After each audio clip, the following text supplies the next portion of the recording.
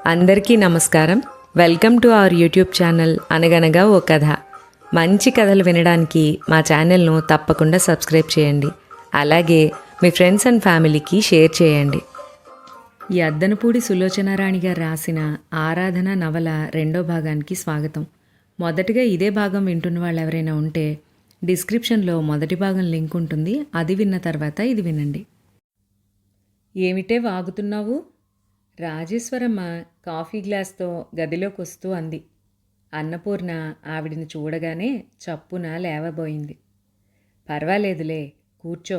బాగా నిద్ర పట్టిందా? ప్రయాణం చేసిన తర్వాత అలా నిద్ర పడితే కానీ అలసట తీరదు. 2 సార్లు గదిలోకి వచ్చాను. మంచి నిద్రలో ఉన్నావని లేపలేదు అంటూ గ్లాస్ అందించింది. అలా ఒళ్ళు తెలియకుండా అంతసేపు నిద్రపోయినందుకు అన్నపూర్ణకి చాలా సిగ్గేసింది. వీడు అప్పుడే నీ దగ్గరికి చేరాడే. ఇంత క్రితమే వచ్చాడు. ఈ 4 రోజులు ఒక కొలిక్కి తెచ్చారట ఇల్లు. ఇదిగో ఇది లక్ష్మి. వీడికి పేరంటూ ఏదీ లేదు. బాబు అంటాం. అదే స్థిరపడిపోయేలా ఉంది. రాజేశ్వరమ్మ ముఖంలో పాత జ్ఞాపకాలు కదలాడుతున్నట్లు ముఖం అంతా ఎలాగో అయిపోయింది. దాదాపు అరగంట అయిన తర్వాత ముఖం కాళ్ళు చేతులు కడుక్కుని గదిలో జడ వేసుకుంటున్న అన్నపూర్ణకి వంట ఇంట్లోంచి మాటలు ఇలా వినిపించాయి. మా అమ్మ, నువ్వు తెచ్చిన ఈ పిన్ని నాకు అస్సలు బాగాలేదు అంటోంది లక్ష్మి. ఏ, ఎందుకని అడుగుతోంది ఆవిడ. ఇంతసేపటి నుంచి నేను అన్ని కబుర్లు చెప్పాను. అనదు, అనదు. మూగదానిలాగా మాట్లాడదు. మాట్లాడని వాళ్ళంటే నాకు మహామంట. అలా మూగిమొద్దులా కూర్చుంటుందే. నోర్ముయ్, అతిగా వాగావంటే వీప్ బద్దలు కొడతాను గట్టిగా కసిరింది ఆవిడ. లక్ష్మి బిత్తరపోయింది. నన్నెందుకు కేకలేస్తావు? నేనిప్పుడు ఏం చేశానని? పిన్ని మంచిది, ఏమీ అనకూడదు. అస్సలు మంచిది కాదు. ఇప్పుడు వచ్చిందో లేదో అప్పుడే నీ చేత నన్ను తిట్టిస్తోంది. అన్నపూర్ణ హృదయం రెపరెపలాడుతోంది. ఒక్కసారి వంటింట్లోకి వెళ్ళి లక్ష్మిని దగ్గరగా తీసుకోవాలనిపించింది. కానీ సిగ్గుతో సాధ్యమవక ఊరుకుంది. ఆ రాత్రి అనంత్ ఇంటికి రాలేదు. ఉదయం ఇంట్లో దింపి వెళ్ళిన వాడు మధ్యాహ్నం 1 నిమిషం వచ్చి భోజనం చేసి మళ్ళీ వెళ్ళిపోయాడు. సాయంత్రం చీకటి పడుతూ ఉండగా వచ్చి పొద్దున్నంత హడావిడిగా స్నానం చేసి భోజనం చేసి బట్టలు మార్చుకుని బయటకు వెళ్ళిపోయాడు. ప్రయాణపు బడలిక ఇంకా సరిగ్గా తీరని అన్నపూర్ణ పిల్లలిద్దరి మధ్య పడుకుంది. కొత్త ఇల్లు, కొత్త పరిసరాలు. ఈ వాతావరణంలో అలవాటు పడటానికి ఎన్ని రోజులు పడుతుందో? అన్నపూర్ణకి దిగులుగా బెంగగా ఉంది. అత్తగారు ఎప్పుడొచ్చి పడుకుందో అన్నపూర్ణకి గుర్తే లేదు. నిద్ర పట్టేసింది. తెల్లవారింది. వరుసగా 4-5 రోజులు అలాగే గడిచిపోయాయి. రోజులు వారాలయ్యాయి. వారాలు నెలలుగా మారాయి. అన్నపూర్ణకి తనకు పెళ్ళైనట్లు, అత్తవారింటికి వచ్చినట్టు లేనే లేదు. ఏ బంధువుల ఇంటికో ఇబ్బందొస్తే 4 రోజులు అవసరానికి ఆదుకోవటానికి వచ్చినట్టుగా ఉంది. వచ్చే ముందు పినతల్లి, అది నీ ఇల్లు, నీ ఇష్టం అని చెప్పింది. ఈ ఇంట్లో తన స్థానం ఎక్కడో, అదేమిటో అన్నపూర్ణకి ఇన్ని రోజులు గడిచినా అర్థం కావడం లేదు. అత్తగారు చాలా మంచిది. తనని కన్న కూతురి కంటే మిన్నగా చూస్తోంది. నిజమే. దానికి మారుగా అన్నపూర్ణ ఆవిడకి ఇంట్లో ప్రతి పనికి చేదోడు వాదోడుగా ఉంటుంది. మొదట్లో ఆవిడ పనులు చేస్తూ ఉంటే అన్నపూర్ణ సాయం చేసేది. ఇప్పుడు అది మారింది. ఇంటి పనంతా తను చేస్తుంటే ఆవిడ 1 సాయం చేసినట్టు కాస్త చెయ్యి వేస్తుంది. పక్కింటి పిల్లలిద్దరితో కలిసి లక్ష్మి స్కూల్కి వెళుతుంది. బాబు ఇంట్లోనే ఉంటాడు. బొద్దుగా అందంగా ఉన్నాడని ఇరుగు పొరుగు ఒక్క క్షణం ఇంట్లోనే ఉండనివ్వరు. ఎప్పుడు చూసినా ఎవరో ఒకరు తీసుకుని వెళ్తూనే ఉంటారు. అత్తగారికి చుట్టుపక్కల ఆత్మీయుల సంఖ్యకి కొదవేమీ లేదు. మధ్యాహ్నం పూట 4-5 తక్కువ కాకుండా వచ్చి కూర్చుని తమ కష్టసుఖాలు వెళ్ళబోసుకుంటూ ఉంటారు. అనంత్ చేసేది ఇంజనీరింగ్ పని.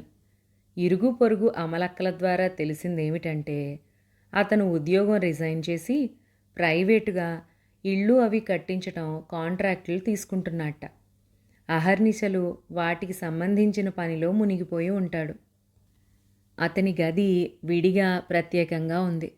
ఒక్కోసారి రాత్రిపూట ఆలస్యంగా వచ్చిన అతను అప్పుడు కూడా గది తలుపులు బిగించుకుని లైటు వేసుకుని ఏదో రాస్తూ ఉండటం, పెన్సిల్తో స్కేలుతో ఏదో గీస్తూ ఉండటం అన్నపూర్ణ 1-2 సార్లు చూసింది. ఓ రోజు రాత్రి ఇలాగే అందరూ పడుకున్నారు. ఆ రోజు చాలా ఆలస్యంగా వచ్చిన అనంత్ భోజనం కూడా చేయకుండా వెళ్ళి గదిలో కూర్చున్నాడు. తలుపులు చేరవేసి ఉన్నాయి. వాటి మధ్యలో నుంచి వస్తున్న కాంతి ద్వారా అతను టేబుల్ దగ్గర కూర్చుని ఉన్నాడని అన్నపూర్ణ ఊహించింది. అన్నపూర్ణకి ఆ రోజు ఎందుకో కానీ సరిగ్గా నిద్ర పట్టలేదు. చాప మీద అటు ఇటు ఒత్తిగిలుతూ నిద్ర కోసం ప్రయత్నిస్తోంది. గదిలోంచి ఉన్నట్టుండి అమ్మా అని వినిపించింది అతని కంఠం. అన్నపూర్ణ ఉలిక్కిపడి కళ్ళు తెరిచింది. అమ్మా రెండోసారి పిలిచాడు అనంత్. అన్నపూర్ణ లేచి వెళ్ళి తలుపులు తోసింది. తిరిగి చూశాడతను. బద్ధకంగా అలసటగా నిద్రమత్తుగా ఉంది అతని ముఖం. నువ్వా? మంచినీళ్ళివ్వు అన్నాడు. అన్నపూర్ణ లోపలికెళ్ళి మంచినీళ్లు తెచ్చి అతని టేబుల్ మీద పెడుతూ ఉంటే చేయి చాచి అతనే అందుకున్నాడు. తాగేసి గ్లాస్ ఇచ్చేసి మళ్ళీ తన పనిలో మునిగిపోయాడు. టేబుల్ లైట్ కాంతిలో అలసటగా ఉన్న అతని ముఖం ఎలాగో ఉంది. యాంత్రికంగా జరిగిపోయిన ఆ చిన్న సంఘటన అన్నపూర్ణ హృదయంలో మరపురాని గుర్తుగా మిగిలిపోయింది. రాత్రింబవళ్ళు అతనంత కష్టపడి సంపాదిస్తోన్న డబ్బు ఏమవుతోంది? ఇంట్లో ఏ మూల చూసినా దేనికో దానికి కొరత కనిపిస్తూనే ఉంది. పిల్లలిద్దరికీ మెత్తటి పక్కలు లేవు. అతనికి అంత ఖరీదైన బట్టలు లేవు. పాలవాళ్ల దగ్గర, కూరల వాళ్ల దగ్గర బాకీలు ఉండనే ఉంటున్నాయి. ఏం చేస్తున్నాడు ఈ డబ్బంతా? ఎవరికిస్తున్నాడు? 4 రోజుల క్రితం అనంత్ ఒక మధ్యాహ్నం వేళ ఇంటికొచ్చి అతను అన్నానికి కూర్చోబోయే ముందు కొడుకుని ఎత్తుకుంటే బాబు పర్స్ కావాలని పేచీపెట్టాడు. అందులో డబ్బుందిరా నాయనా, సరే తీసుకో, వీధి తలుపు వేసే ఉందిగా అంటూ పర్సుని కొడుకు చేతికిచ్చి తాను వంట ఇంట్లోకి వెళ్ళాడు. దొడ్లో బట్టలు ఆరేసి బకెట్ బాత్రూంలో పెట్టి ముందు గదిలోకి వస్తున్న అన్నపూర్ణ క్షణంసేపు అలాగే నిలబడిపోయింది. అక్కడ బాబు పర్స్ తెరిచి నోట్లన్నీ కింద పారేసి చిల్లర డబ్బుల కోసం కాబోలు వెతుకుతున్నాడు. అవన్నీ 100 రూపాయల నోట్లే. అన్నపూర్ణ చప్పున లోపలికొచ్చి కింద పడ్డ కాగితాలన్నీ తీసి బొత్తిగా పెట్టింది. 1500. ఇది అతని డబ్బేనా? బొత్తిగా పెట్టిన నోట్లన్నీ తిరిగి పర్సులో పెట్టబోతూ ఉండగా అనంత్ చేయి తుడుచుకుంటూ ముందు గదిలోకి వచ్చాడు. టవల్తో చేయి తుడుచుకుంటూ వస్తున్న అతను మోకాళ్ల మీద కూర్చుని ఒక చేతిలో పర్సు మరొక చేతిలో డబ్బుతో ఉన్న అన్నపూర్ణను చూసి అలాగే నిలబడిపోయాడు. అతని కనుబొమలు ముడిపడ్డాయి. నువ్వెందుకు తీసావది? కఠినంగా అడిగాడు. అన్నపూర్ణ తలెత్తి చూసింది. అతని చూపుల్లో మహిమ ఏమిటో కానీ అన్నపూర్ణ హృదయం నత్తగుల్లలో పురుగులాగా ముడుచుకుపోయింది. పర్సు తెరిచి డబ్బెంత ఉందో పరీక్ష చేస్తోందని అభిప్రాయపడుతున్నాడతను. అన్నపూర్ణ తన ఆ పని చెయ్యలేదు అన్నట్టు నిస్సహాయంగా బాబు వైపు చూపించింది. నాకు తెలుసులే, బాబుకి నేనే ఇచ్చాను. అనంత్ 2 అడుగుల్లో దగ్గరగా వచ్చి విసురుగా పర్సుని లాక్కున్నాడు. అన్నపూర్ణ తల వంచుకుని లేచి మెల్లగా లోపలికి వెళ్ళిపోయింది. అంత డబ్బు పర్సులో పెట్టుకున్న అనంత్ 2 రోజులన్నా గడవకముందే ఇంట్లో పై ఖర్చులకి డబ్బు అయిపోయిందిరా అబ్బాయి అని తల్లి అడిగితే 20 రూపాయలు మాత్రం చేతిలో పెట్టి, నా దగ్గర ఇంతకంటే లేదే, ఈ నెలంతా దీంతోనే సరిపెట్టుకోవాలి అన్నాడు. ఆ డబ్బంతా ఏమైంది? అతనిది కాదా? ఎలాంటి రాబడి లేకుండానే కష్టపడుతున్నాడా? లేక అతనికి ఎంతో ప్రియమైన పిల్లల కోసం వేరుగా తీసి బ్యాంకులో జమ చేస్తున్నాడా? అన్నపూర్ణకి అన్ని ప్రశ్నలే కనిపిస్తున్నాయి. పిల్లలంటే అతనికి ఎంత ప్రాణమో అన్నపూర్ణ వచ్చిన 1-2 రోజుల్లోనే తెలుసుకుంది. అచ్చు ముమ్మూర్తుల తల్లిపోలిక అని అత్తగారు చెబుతున్న లక్ష్మికి బాబు కంటే తండ్రి దగ్గర ఎక్కువ చనువు. లక్ష్మి కోరింది ఏదైనా సరే క్షణాల మీద తెచ్చిస్తాడతను.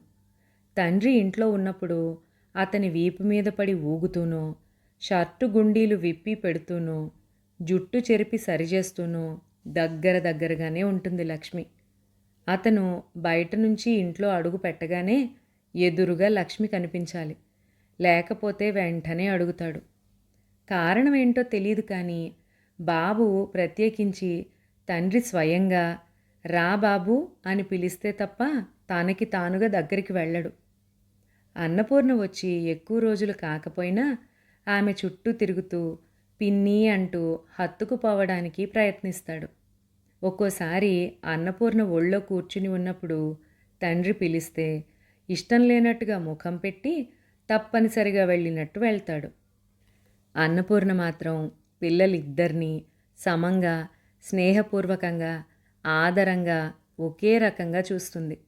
ఎంత చూసినా లక్ష్మి పెడముఖంగా దురుసుగా ఉంటుంది. ఒక్కోసారి తన అయిష్టతల్ని బయటపెట్టడానికి ఏమాత్రం జంకదు. సాధారణంగా ఎప్పుడో తప్ప పిన్ని అని పిలవదు, ఏయ్ అంటూ ఉంటుంది.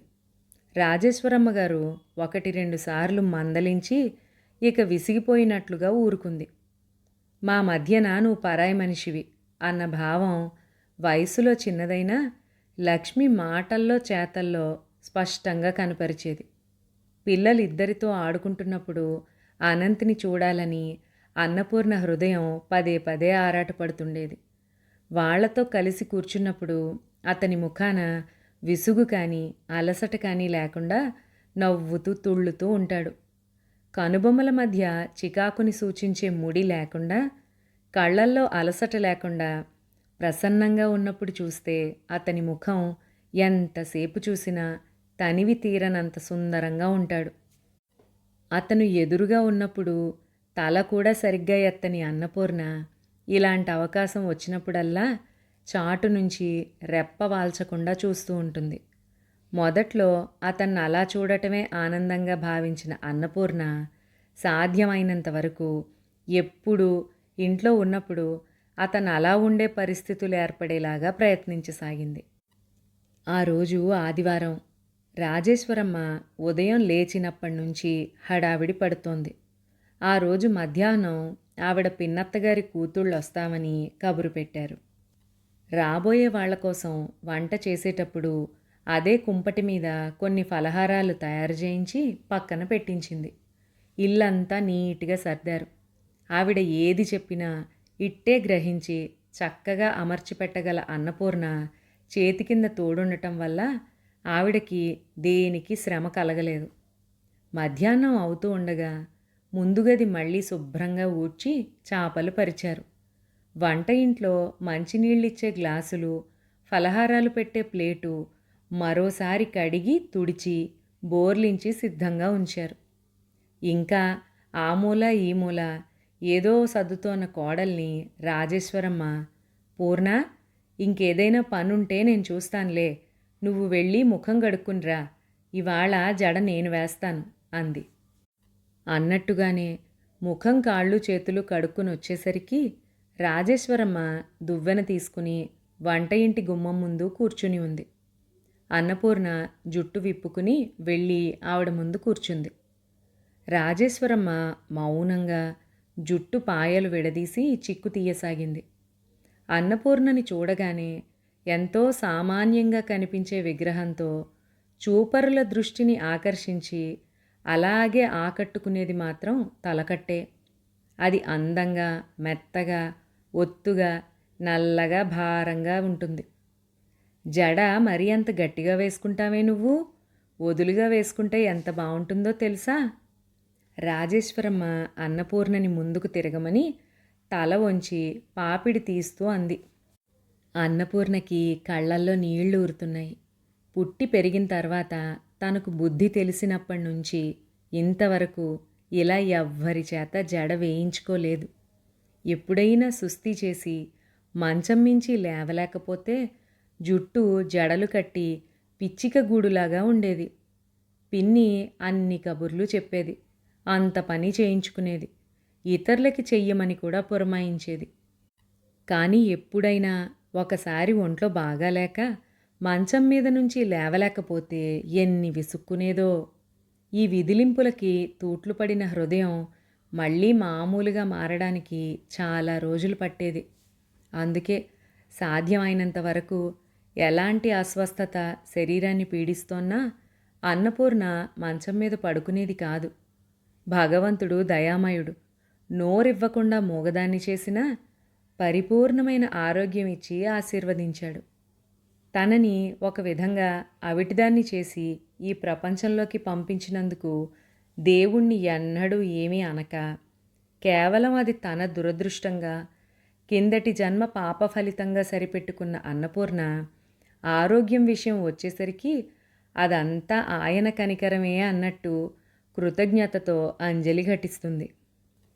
ఈరోజు లేచినప్పటి నుంచి అత్తగారు రోజు కంటే ఎక్కువగా ఆత్మీయంగా సంచరిస్తోంది. ఆవిడ ప్రవర్తనలో ఒక విధమైన సాన్నిహిత్యం, సరళత్వం కనిపిస్తున్నాయి. అల్పసంతోషి అయిన అన్నపూర్ణ హృదయం పన్నీటి జల్లు కురిసినట్లుగా పరవశమవుతోంది. పాపిడి తీయడం పూర్తి అయిన రాజేశ్వరమ్మ అన్నపూర్ణని వెనక్కి తిరగమని పాయలు పాయలుగా నునుపుగా జడవేస్తూ ఇలా అంది. చూడు పూర్ణ, ఇవాళ నీకు కొన్ని విషయాలు చెబుతాను. విని మనసులో పెట్టుకోవాలి. చెప్పినట్టుగా మళ్ళీ నాకు కూడా గుర్తు చేయకూడదు. వచ్చినప్పటి నుంచి నీకిది చెప్పాలని అనుకుంటూనే అశ్రద్ధ చేశాను అంటూ మొదలుపెట్టింది.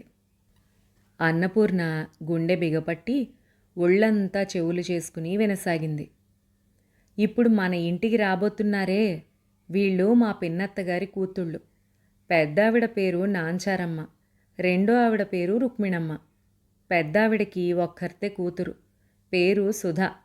దాదాపు నీ ఈడే ఉంటుంది. బిఏ పాస్ అయింది. కిందటి వేసవిలోనే పెళ్ళయింది. చిన్నావిడికి 3 మగపిల్లలే. మీ మామగారు బతికి ఉండగా మన పరిస్థితులు దివిటీలాగా వెలుగుతూ ఉండగా ఆ రోజుల్లో వీళ్ళు సొంత చెల్లెళ్ల కంటే ఎక్కువగా మన ఇంటికి రాకపోకలు జరుపుతూ ఉండేవాళ్ళు. పండగలకి పబ్బాలకి పురుళ్ళకి పుణ్యాలకి వచ్చి సకల మర్యాదలు జరిపించుకుని వెళుతూ ఉండేవాళ్ళు. అనంత్కి 10 సంవత్సరాల వయసు ఉండగా ఆయన పోయారు. ఆయన నీడలో నిలబడి చూసినప్పుడు బయట పచ్చగా సుందరంగా ఎంతో అందంగా ఎంతో నివాసయోగ్యంగా కనిపించిన ప్రపంచం ఆయన కంఠంలో ప్రాణం పోగానే ఎడారిలా శూన్యంగా కీకారణ్యంలా క్రూరంగా కనిపించసాగింది. ఆశ్రయవిహీనమైన ఆడదానికి డబ్బు ఎన్ని ప్రమాదాలు తెచ్చిపెట్టగలదో, ఆమెను ఎన్ని ఇబ్బందులకు గురి చేయగలదో క్షణంలో అనుభవం అయింది. ఆయన పోయిన తర్వాత అందరి అసలు స్వరూపాలు బయటపడసాగాయి. మా 2 ఆడబడుచులు ఎవరికి వారు నా దగ్గర చేరి నన్ను లోబరుచుకుని ఆస్తిని పొందాలని చూశారు. బంధువులతో విసిగిపోయిన నేను స్నేహితుల దగ్గర చేరితే వాళ్ళు నోటితో తీయగా పలుకుతూ సానుభూతి కనబరుస్తూనే గుండెల్లో విషం పేర్చుకోసాగారు.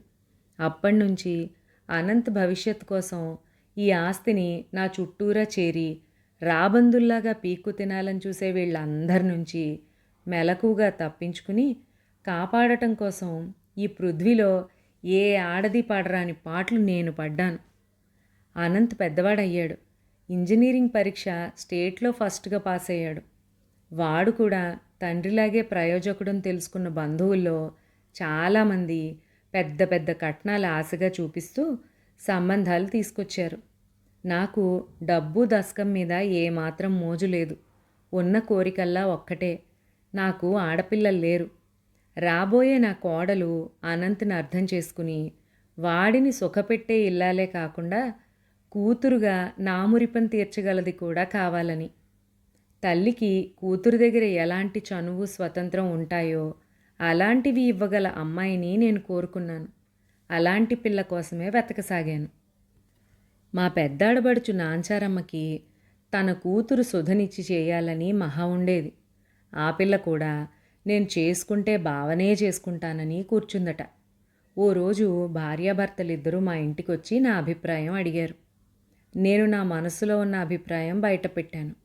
దానికి సమాధానంగా ఆవిడ, "అదేం మాటొదినా, దాని పురుడు పోసింది నువ్వు, అడుగులేయడం నేర్పింది నువ్వు. ఈ మధ్య అంటే ఏదో కలతలొచ్చాయి గాని చిన్నప్పటి నుంచి అది ఎలా పెరిగిందో, దాని స్వభావం ఏమిటో నీకు తెలీదూ? నాకున్నది ఒక్క కూతురు, నీకున్నది ఒక్క కొడుకు. వీళ్ళిద్దరినీ భార్యాభర్తలు చేస్తే అన్నయ్య ఆత్మ కూడా శాంతిస్తుంది" అంది.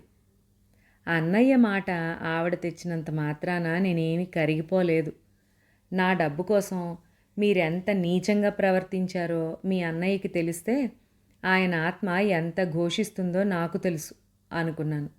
వాళ్ళెంత నచ్చ చెప్పాలని చూసినా నేను సుముఖంగా ఉండలేకపోయాను. బంధువులు, అందులో దగ్గర వాళ్ళతో వియ్యమందటం ఇష్టం లేదని నా అభిప్రాయం వ్యక్తం చేస్తూ చివరికి అంతా అనంత్ ఇష్టమని, వాడిష్టాన్ని నేనెప్పుడు వ్యతిరేకించనని నిర్ణయం తీసుకునే భారం వాడి మీదకి వదిలేసి నేను సూటిగా సమాధానం చెప్పే అవసరం తప్పించుకున్నాను. అనంత్ కూడా సరిగ్గా నా మనసు గ్రహించిన వాడిలాగా నా అభిప్రాయం బలపరిచాడు. నాంచారమ్మకి మా మీద చాలా కోపం వచ్చింది. "మా అమ్మాయికి నీకంటే మంచి మొగుడు దొరకడని నాకేం దిగుల్లేదులే. కేవలం అన్నయ్యని దృష్టిలో పెట్టుకుని అడిగాను. నేనేం లోకం గొడ్డుపోయిందని నీ గుమ్మం ఎక్కలేదు. నేను చూస్తానుగా, మా సుధని మించిన అమ్మాయి నీకెవరు దొరుకుతుందో" అంటూ లేచి వెళ్ళిపోయింది. వాళ్ళు వెళ్ళిపోయిన రోజు సాయంత్రమే అనంతు నేను భోజనాలు చేసి కూర్చున్నాం. వాడు చల్లగా నా ముందు ఒక వార్త బయటపెట్టాడు. అదేమిటంటే, రాధ అని సుధ స్నేహితురాలు ఒక అమ్మాయి ఉందిట. సుధ అమ్మాయి క్లాస్మేట్స్. సుధ వాళ్ళ ఇంట్లో రాధని చాలాసార్లు చూశాట. వాళ్ళిద్దరినీ సినిమాలకి షికార్లకి చాలాసార్లు తీసుకువెళ్ళాట. సుధ ఇంట్లో వీళ్ళిద్దరికీ కలిగిన పరిచయం స్నేహంగా మారి మధ్యలో సుధని వదిలేసి ముందుకు సాగింది. సుధ లేకుండానే ఇద్దరూ కలుసుకోవడం, మాట్లాడుకోవటం, కలిసి తిరగడం చేశారు. కొద్ది రోజుల తర్వాత ఇద్దరికీ పరస్పర ఆకర్షణ ఉందని, అది పెళ్లి చేసుకోవడం వరకు తీసుకొస్తోందని గుర్తించారు. "రాధని నువ్వు చూసే ఉంటావు. చాలా మంచి పిల్లమ్మా. నీకు అభ్యంతరం లేకపోతే ఆ అమ్మాయిని చేసుకుంటానమ్మా" అన్నాడు. నేను నోట మాట రాని దానిలాగా కూర్చున్నాను. రాధ అన్న అమ్మాయిని మా ఆడపడిచింట్లో సుధతో 1-2 సార్లు నేను కూడా చూసిన మాట నిజమే. పిల్ల తెల్లగా బొద్దుగా పాలరాతి బొమ్మలాగా ఉంటుంది. ముట్టుకుంటే కందిపోతుందేమో అనే అపురూపమైన నాజూకుతనంగా ఉంటుంది. ఆ పిల్ల ఒంటి మీద 2-3 వేల రూపాయల ఖరీదు చేసే నగలు. ఎప్పుడు చూసినా 100 రూపాయలకి తక్కువ లేకుండా బట్టలుండటం చూశాను నేను. ఆస్తి అంతస్తు ఉన్నతంగా గల అమ్మాయిలాగా అనిపించింది నాకు. స్థితిగతులకేముందమ్మా, ఓడలు బళ్ళు, బళ్ళు ఓడలు అవుతూ ఉంటాయి. రాధ మన ఇంటికొచ్చే పిల్ల. తనకి మన కుటుంబ విషయాలన్నీ తెలుసు. తెలిసే ఇష్టపడింది అన్నాడు. నేను మౌనంగా కూర్చుండిపోయాను. నా ఊహా చిత్రంలో నేను కోడలుగా తెచ్చుకోవాలనుకున్న పిల్లకి, ఈ రాధకి పోలిక కుదరడం లేదు నాకు. "అమ్మా, రేపు మనం వాళ్ళ ఇంటికి వస్తామని చెప్పొచ్చాను. నిన్ను నాతో తీసుకువెళ్తాను. రేపు మనం వెళ్ళినప్పుడు నువ్వు రాధ తల్లిదండ్రుల్ని అడుగమ్మా" అన్నాడు. నేను తెల్లబోయాను. ఎక్కడైనా ఆడపిల్ల తల్లిదండ్రులు వచ్చి "మా పిల్లని మీ అబ్బాయికి ఇస్తాం" అని అడుగుతారు. అది మన ఆచారం. వీడు దాన్ని తల్లకిందులు చేస్తున్నాడేమిటి అనిపించింది. వాడు నా మనసులోని అనుమానం గ్రహించినట్లున్నాడు. "పర్వాలేదమ్మా, ఈ ప్రసక్తి మన వైపు నుంచే రావాలి. తర్వాత అంతా రాధే చూసుకుంటుంది. వాళ్ళంతా అదో రకం మనుషుల్లే" అన్నాడు. అదో రకం మనుషులైతే వాళ్ళ రక్తం పంచుకుని పుట్టి వాళ్ళ అభిప్రాయాల్ని ఉగ్గుపాలతో జీర్ణించుకున్న ఆ అమ్మాయిని మనం తెచ్చుకోవడం మంచిదంటావుట్రా అన్నాను. నా మాటలు వాడికి ఛాదస్తంగా కనిపించినట్టున్నాయి. "పర్వాలేదమ్మా, రాధ వేరని చెబుతున్నానుగా.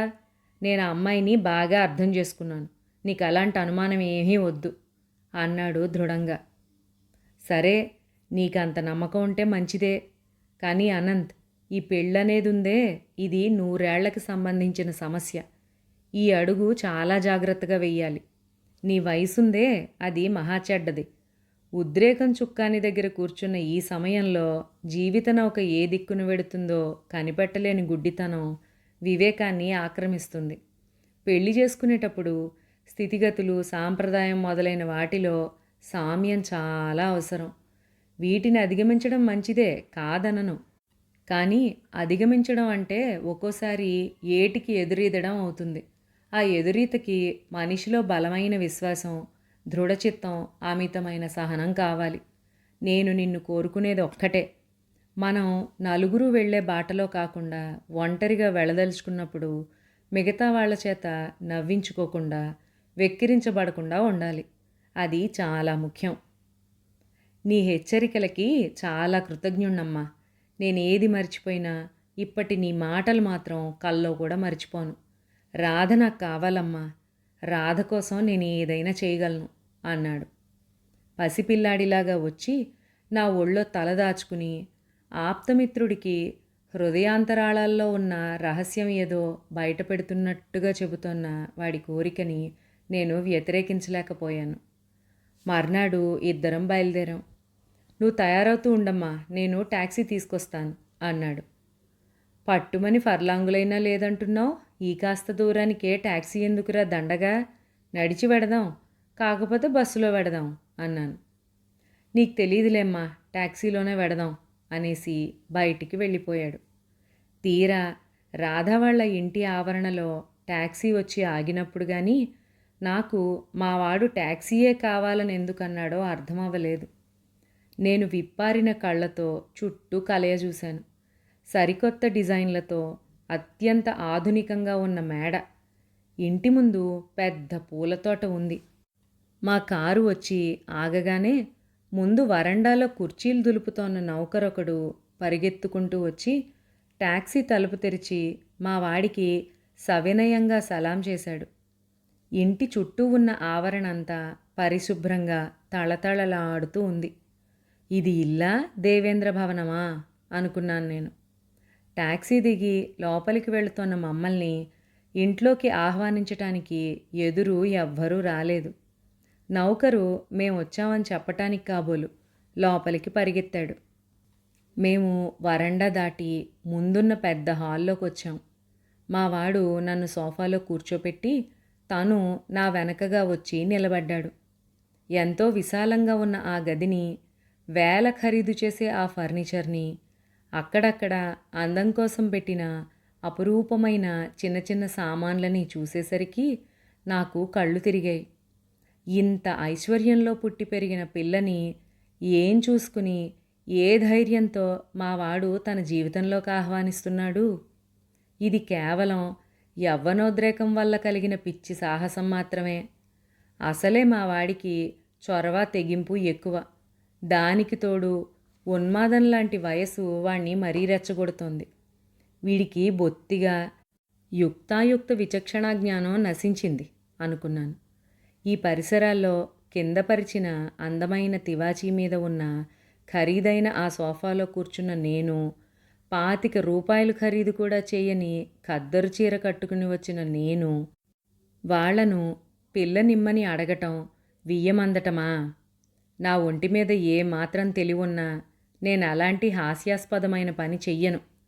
వయసుతో మా వాడికి మతిపోయింది నిజమే, కానీ అనుభవం నాకు నేర్పిన గుణపాఠం, వివేకం ఏమయ్యాయి? అవి పోలేదుగా.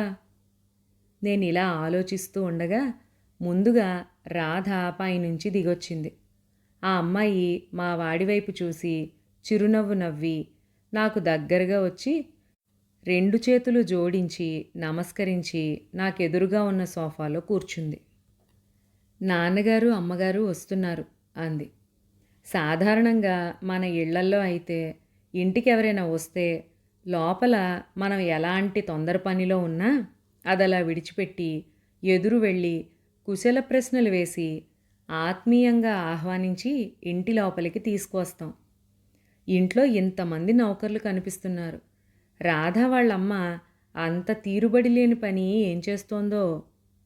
పావుగంట తర్వాత భార్యాభర్తలిద్దరూ పైనుంచి దిగివచ్చారు. మావాడు పరిచయం చేశాడు. నమస్కార ప్రతి నమస్కారాలు అయ్యాయి. రాధ వాళ్ళమ్మ రాధలాగానే బొమ్మలాగా ఉంది. మాతో ఎక్కువగా తండ్రే మాట్లాడాడు. ఆవిడని చూస్తే జీవితంలో ఎల్లవేళలా ఆయన పక్కన బొమ్మలాగా ఉండిపోవడం అలవాటైన మనిషిలాగే ఉంది. అరగంట అయింది, గంట అయింది. మాటిమాటికి రాధ మా వాడి వైపు చూస్తోంది. మావాడు నా వైపు చూస్తున్నాడు. నేనసలు వచ్చిన పని మర్చిపోయిన దానిలా ప్రపంచంలో మిగతా విషయాలు మాట్లాడుతూ కూర్చున్నాను కావాలని. ఇంతలో నౌకరు కాఫీ తెచ్చి అక్కడ పెట్టి వెళ్ళాడు. తర్వాత ఏం జరిగిందో నెక్స్ట్ పార్ట్లో విందాం. అంతవరకు సెలవు.